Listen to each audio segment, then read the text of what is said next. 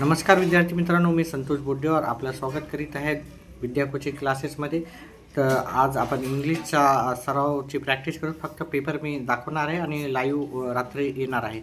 तर हे 2025 साली झालेला पेपर आहे. मागच्या वर्षी 2026चा पेपर जवळजवळ सिमिलरच राहतो सर्व. ते आपल्याला पहिला प्रश्न राहतो, रिकामी जागा सॉल्व करायचे राहतात. म्हणजे शब्दामध्ये एक फक्त वर्ड लिहायचं राहतं, एक लेटर लिहायचं राहतं एक वर्डमध्ये. तर एक मिसिंग वर्ड राहतं. तर इथं ब्रेव, इथं ए यायला पाहिजे, इथं TACH टीच, इथं बॉक्सर, आणि इथं फेथ FAI, इथं आय येईल. ठीक आहे. तर अशा पद्धतीने ज्याचं व्होकॅब्युलरी चांगली म्हणजे शब्दार्थ चांगले त्याला सहज येईल. आता इथे ABCDनुसार आपल्याला पहिलं कोणतं येईल, तर ABCDनुसार पहिले ए पासून शब्द येतो, त्याच्यामुळं हा शब्द आपल्याला सुरुवातीला लिहायचा आहे. त्याच्यानंतर बी पासून येतो, त्याच्यानंतर ओ पासून येईल, आणि ABCDमध्ये ABCDEFGH असं म्हणलं तर आर ह्या लेटरमधून सर्वात शेवटी येईल. म्हणजे याचं उत्तर कसं होईल आपलं, अट्रॅक्टिव्ह, बोनफायर, ऑप्टिमिस्टिक. ठीक आहे. हे त्याचं उत्तर होईल. ठीक आहे.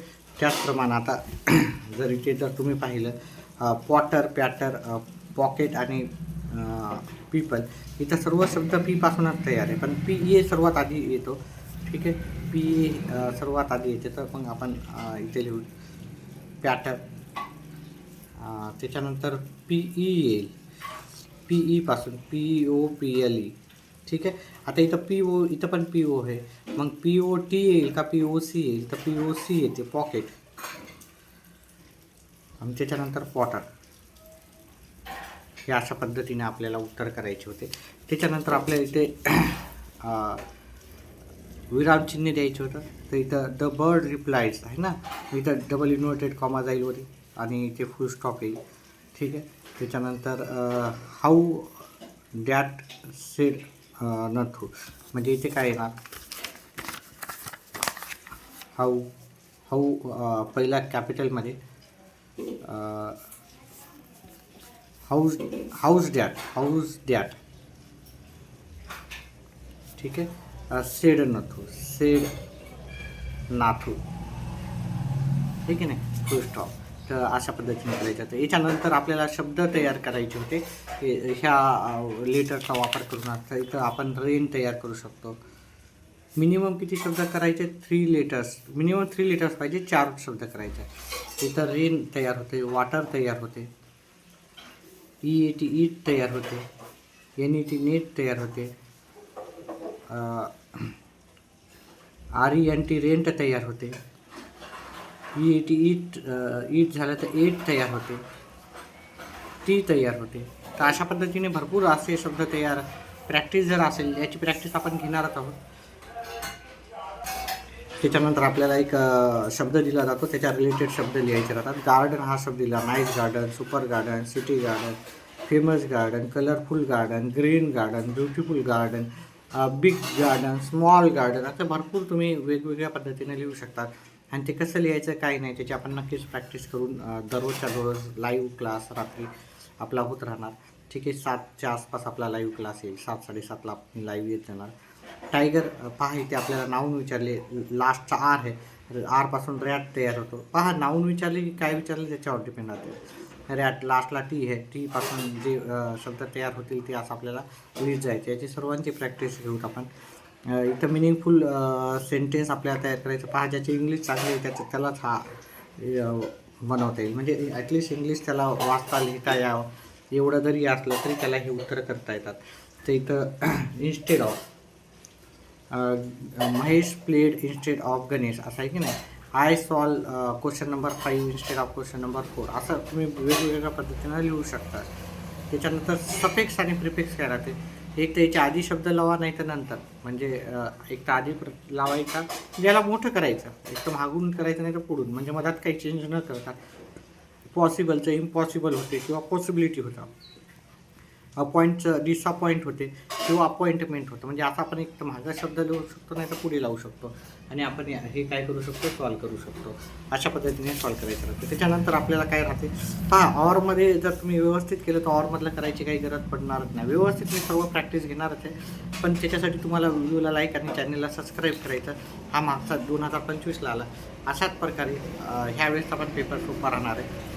ट्रू फॉल्स येतात विद्यार्थी मित्रांनो एक उतार्यावर. जसं मराठीचा पेपर होता तसाच आता हा इंग्लिशचा पेपर राहणार आहे आणि तसाच मग हिंदीचा पण पेपर राहणार आहे. आपण सर्वाची प्रॅक्टिस व्यवस्थित करून घेणारच आहोत.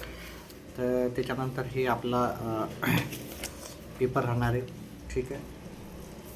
आता इथे आपल्याला सिक्वेन्सनं काय काय आहे ते सांगितलं होतं आणि मग आपल्या हे ग्रामरचा भाग पण मी व्यवस्थित घेणारच आहे. व्यवस्थित तुम्हाला समजावून सांगण्याचा प्रयत्न करणारच आहे.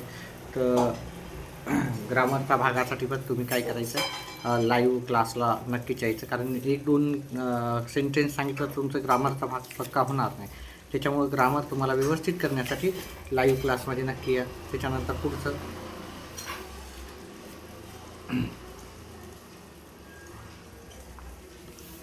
पुढचा आहे the book Swami and friends is a good read for kids. आता हे रिकाम्या जागा लिहायच्या, याच्यावरूनच आपल्याला सर्व रिकाम्या जागा लिहायच्या. म्हणजे काय असं अवघड काही नाही. हे आता अवघड असं काहीही नाही. आपलं अतिशय सोपा असा भाग हे सर्व रिकाम्या जागा याच्यातूनच बघून लिहायच्या. शब्द ओळखून आपल्याला लगेच उत्तरं लिहिता येईल. त्याच्यानंतर उतारा आहे. त्याच्यानंतर ह्या शब्दाच्या रिलेटेड वाचून आपल्याला उत्तर येते. तो शब्द कुठं आहे त्याच्या रिलेटेड शब्द आपल्याला लिहायचे. म्हणजे अतिशय सोपा असा येतं. आता हे मिनिंगफुल शब्द म्हणजे समानार्थी शब्द राहतात इंग्लिशमध्ये ते पण अतिशय असं काही अवघड नसतं भाग. ते सर्व आपण भाग लाईव्ह क्लासेसमध्ये घेत राहतो. तर त्याच्यानंतर ग्रामरचा भाग आहे. ठीक आहे. क्वेश्चन टॅग वगैरे आज आपण नक्कीच घेऊ आज क्वेश्चन टॅग आजच्या क्लासमध्ये. पर्सनल रिस्पॉन्स द्यायचा आहे. ठीक आहे. आज हा पेपर दाखवतोय मी फक्त तुम्हाला आणि रात्री आपल्याला कवितेवर आधारित सर्व व्यवस्थित करायचे. कारण कविता पोएम आपल्याला 10 मार्क देतात. 10पैकी 10 मार्क आपल्याला आलेच पाहिजे याची आपण खात्री करून घेणार आहे. ठीक आहे. त्याच्यामुळं अभ्यास व्यवस्थित करायचा. लाईव्ह क्लासेसमध्ये यायचं. अजूनही आपल्याला 5-6 दिवस बाकी आहे. त्या 5-6 दिवसामध्ये भरपूर असा अभ्यास आपण करू शकतो आणि उद्याचा दिवस रविवार असल्यामुळे आपण जास्तीत जास्त वेळ देऊ शकतो. हे की नाही. पोएम झाल्याच्यानंतर 2 पोएम येतात तुम्हाला. रिकाम्या जागा वगैरे राहतात. पोएममध्ये पण काय एवढं अवघड प्रश्नाची उत्तरं नसतात. भरपूर जणांचं असं म्हणणं आहे की सर आम्हाला पेपरच सांगा वगैरे. तर कसं लिहायचं काही नाही, आपण डिटेलमध्ये घेऊतात. ठीक आहे.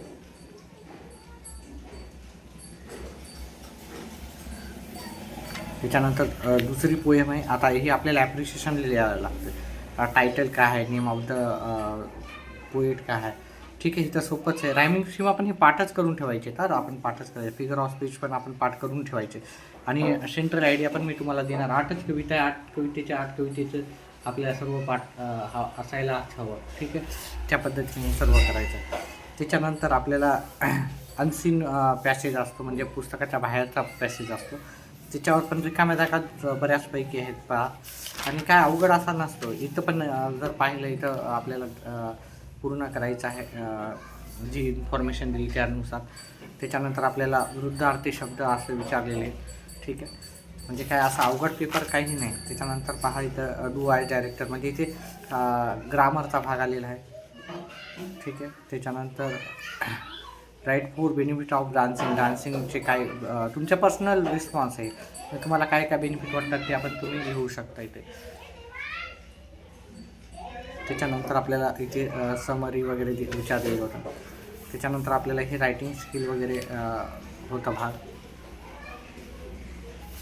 रायटिंग स्किलमध्ये पण मी सर्व formal informal letter, report writing वगैरे सर्वच घेणार आहे. न्यूज रायटिंग, स्पीच कसं द्यायचं, speech writing, dialogue writing, verbal to non verbal, non verbal to verbal, हे जंबल्ड असतं ते पण आपण व्यवस्थित घेणार आहे. सर्वच भाग घेणार आहे. 4-5 दिवसामध्ये आपण भरपूर काही असं घेऊ शकतो. ठीक आहे. त्याच्यानंतर हे आपल्याला स्पीच द्यायचं होतं. हे की नाही. स्पीच नंतर आपल्याला पहा इथं नॉन वर्बल टू वर्बल आणि वर्बल टू नॉन वर्बल असे 2 प्रश्न येतात. पाहायचे हे व्यवस्थितपणे सर्व करायचं आहे. ठीक आहे. सांगेलच मी सर्व डिटेलमध्ये एक्सप्लेन करून सांगणार आहे तुम्हाला. तर लाईव्ह क्लासमध्ये मी डिटेलमध्ये सांगणार आहे सर्व. ठीक आहे. आता पेपर भरपूर जणांची रिक्वेस्ट होती, सर पेपर सांगा आम्हाला, पेपर दाखवा. ठीक आहे. इथं आपल्याला हे वर्बल टू नॉन वर्बल करायचं, अतिशय सोपं राहतं. वर्बल टू नॉन वर्बल पण फार सोपं राहतं. आता काही जणाला वर्बल टू नॉन वर्बलला सोपं राहतं, कारण कमी लिहावं लागतं, थोडं वाचन करून तिथंच इन्फॉर्मेशन राहते सर्व. ठीक आहे ना. त्याच्यानंतर आणि शेवटी आपल्याला काय राहतं, एक ट्रान्सलेशन राहते. जनरल म्हणजे साधारण, फार सोपे शब्द राहतात. त्याचं आपल्याला आपल्या भाषेमध्ये लिहायचं, मराठी भाषेमध्ये. अरावेलचं आगमन, बेगरचं भिकारी, ऑनरचा सन्मान, पॅराडाईजचा स्वर्ग आणि मुवमेंट म्हणजे हालचाल. त्याच्यानंतर आपल्याला इथे पण मराठी भाषेत याला भाषांतर करायचं होतं. अशा प्रकारे हे पूर्ण आपल्याला सोडून दाखवायचं होतं. ठीक आहे. याचा सर्व डिटेलमध्ये आपण रात्रीच्या लाईव्ह क्लासमध्ये घेऊ. व्हिडिओ आवडल्यास व्हिडिओला लाईक आणि चॅनलला सबस्क्राईब करा आणि आपला व्हिडिओ जास्तीत जास्त मित्रांपर्यंत शेअर करून व्हिडिओला हाईप करा. व्हिडिओ पाहिल्याबद्दल धन्यवाद.